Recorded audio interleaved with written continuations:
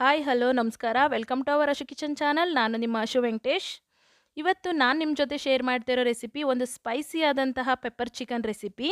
ಅದನ್ನು ಯಾವ ರೀತಿ ನಾನು ಸಿಂಪಲ್ಲಾಗಿ ಡಿಲಿಷಿಯಸ್ ಆಗಿ ಮತ್ತು ತುಂಬ ಟೇಸ್ಟಿಯಾಗಿ ತುಂಬ ಕಡಿಮೆ ಸಾಮಗ್ರಿಗಳನ್ನ ಯೂಸ್ ಮಾಡಿ ಮಾಡಿದೆ ಅಂತ ಹೇಳಿ ನಿಮಗೆ ತಿಳಿಸ್ಕೊಡ್ತೀನಿ.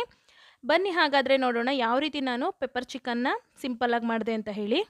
ಮೊದಲಿಗೆ ನಾನಿಲ್ಲಿ ಒಂದು ಫ್ರೈಯಿಂಗ್ ಪ್ಯಾನ್ ತೊಗೊಂಡು ಅದಕ್ಕೆ 2 ಟೇಬಲ್ ಸ್ಪೂನಷ್ಟು ಎಣ್ಣೆನ ಹಾಕ್ಕೊಂಡಿದ್ದೀನಿ.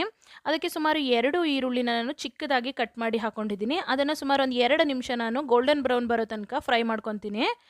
ಈ ಥರ 2 ನಿಮಿಷ ಫ್ರೈ ಮಾಡಿದ್ಮೇಲೆ ಅದಕ್ಕೆ ಒಂದು ಚಿಟಿಕೆಯಷ್ಟು ಅರಿಶಿನ, ಒಂದು ಅರ್ಧ ಟೇಬಲ್ ಸ್ಪೂನಷ್ಟು ಗರಂ ಮಸಾಲ ಪೌಡ್ರನ್ನ ಹಾಕಿದ್ದೀನಿ ಇದಕ್ಕೆ ನಾನು.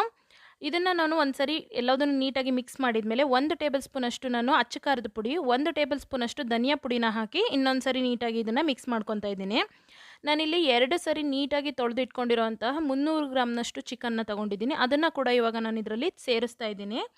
ಇದನ್ನು ಸೇರಿಸಿ ಸ್ವಲ್ಪ ನೀಟಾಗಿ ನಾನು ಒಂದು ಸರಿ ಮಿಕ್ಸ್ ಮಾಡ್ತೀನಿ. ಮಿಕ್ಸ್ ಮಾಡಿ ಅದಕ್ಕೆ ನಾನು 1 ಟೇಬಲ್ ಸ್ಪೂನಷ್ಟು ಸಾಲ್ಟನ್ನ ಹಾಕಿದ್ದೀನಿ.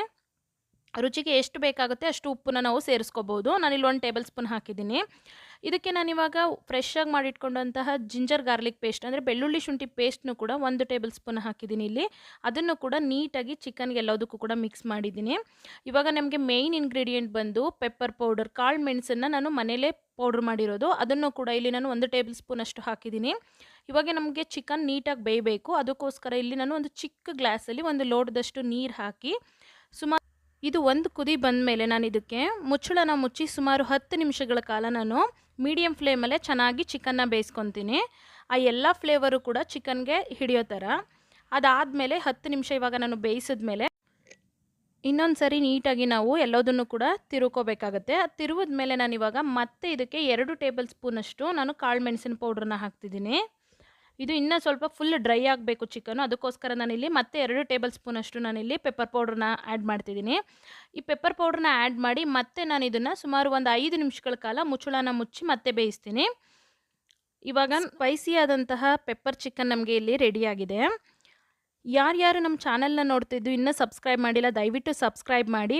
ಹೊಸ ಹೊಸ ವೀಡಿಯೋಗಳಿಗಾಗಿ ಬೆಲ್ ಬಟನನ್ನು ಕ್ಲಿಕ್ ಮಾಡಿ, ಲೈಕ್ ಮಾಡಿ, ಶೇರ್ ಮಾಡಿ. ಸೊ ಇವಾಗ ನಮಗೆ ಪೆಪ್ಪರ್ ಚಿಕನ್ ರೆಡಿ ಆಗಿದೆ. ಅದನ್ನು ನಾನಿವಾಗ ಒಂದು ಬೌಲ್ಗೆ ಸರ್ವ್ ಮಾಡ್ತಾಯಿದ್ದೀನಿ. ಇದನ್ನು ನಾವು ಬೇಳೆ ಸಾಂಬಾರು ಜೊತೆ ಸೈಡ್ ಡಿಶ್ ಆಗಿ ತಿನ್ಬೋದು.